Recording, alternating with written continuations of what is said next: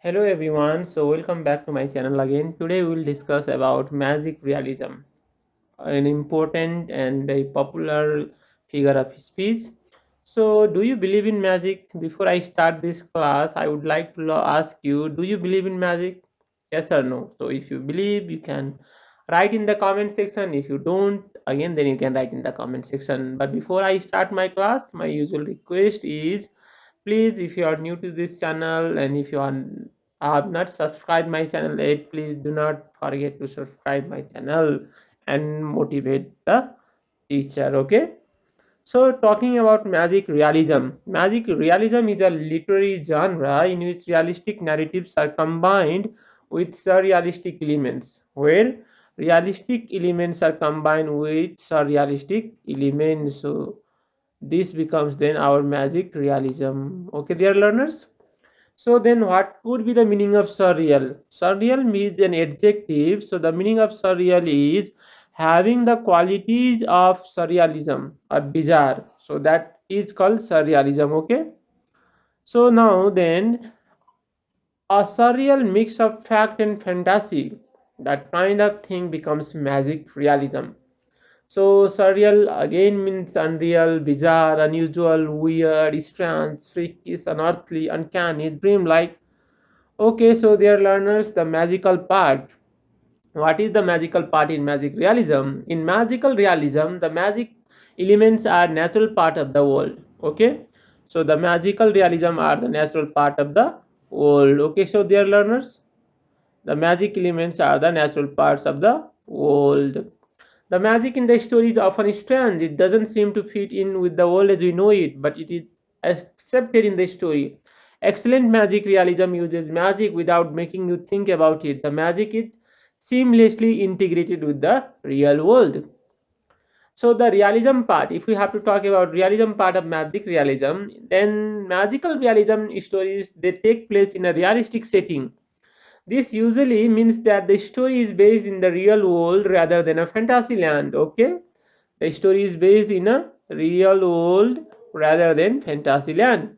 Aside from magical element, the plot is realistic and believable. So when magic is combined, fused with realism, then it becomes magic realism or magical realism. The characters in the magic realism stories are also very realistic and deal with everyday issues. Okay, dear learners. So how is it different from science fiction and fantasy? So magical realism takes place in a realistic setting, unlike the settings of fantasy, yes or not, and science fiction where settings are not realistic. Okay, where settings are futuristic world or fantasy world, as you can see one in a picture. So magical realism is a style, of course, now we have none. Then there's a poetic nature to prose, yes or not? Okay, so whenever we read the writings of magical realism, then even in prose we find poetic nature or rhythm. Not only is there magical element in the plot, but also there's a magical element in the writing. In writing also magical element is experienced, isn't it? It is felt. So what is the history about magical realism? Actually, this phrase was coined by Franz Rowe. Who coined this phrase? This phrase was coined by Franz Rowe. So then he was a German critic. Okay, dear learner. And now, so German critic, and he used to describe art. He used this term to describe the art. Okay, so in mid 20th century, the phrase became most commonly associated with the Latin American writers and literatures. Okay, so especially though it was coined by German critic, it was so later entertained by, it was popularized by Latin American writers. Okay, so then now talking about next thing, magical realism's well-known author who practiced it, who popularized it. So of course, one of the most well-known author is Gabriel Garcia Marquez from Colombia, then Jorge Luis Borges from Argentina, then Gunter Grass from Germany, and Salman Rushdie. Okay, so talking about Gabriel Garcia Marquez, so he was born in Colombia, so he's a Colombian author, And then he lived in Aracataca, Colombia, a banana town by the Caribbean, and his grandparents were his most important relatives, and they influenced him and his writing later on as well. So his grandfather was a general, a hero, and a great storyteller. Okay, dear learners, his grandfather was a great storyteller and okay. So then now his grandmother was very superstitious. He filled the house with stories of ghosts and premonitions. And then in his writings we find the impression of his grandmother's.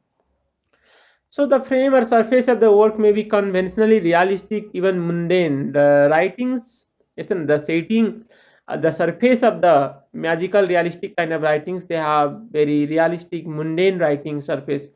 Elements of fairy tale, mythology are supernatural elements. They combined with everyday people, setting, and situations. Now, in such stories, we find dreams. They are described often in a vivid detail.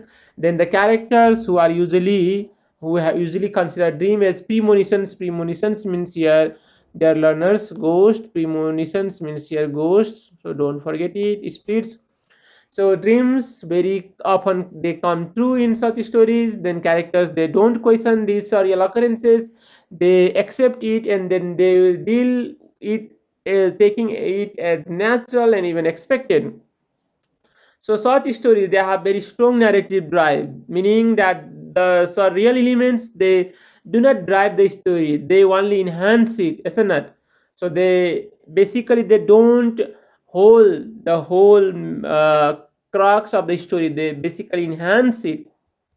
So talking about some of the writings where magical element is abundantly practiced, of course, first one is by the Gabriel Garcia Marquez Chronicle of Death Foretold, isn't it?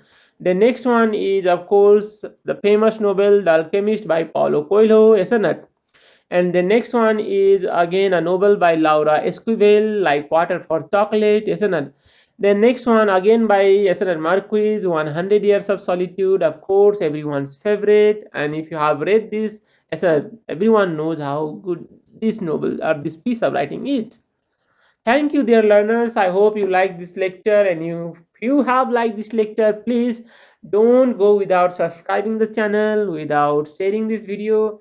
Your one sharing is a caring to me. So have a good day. We'll meet soon.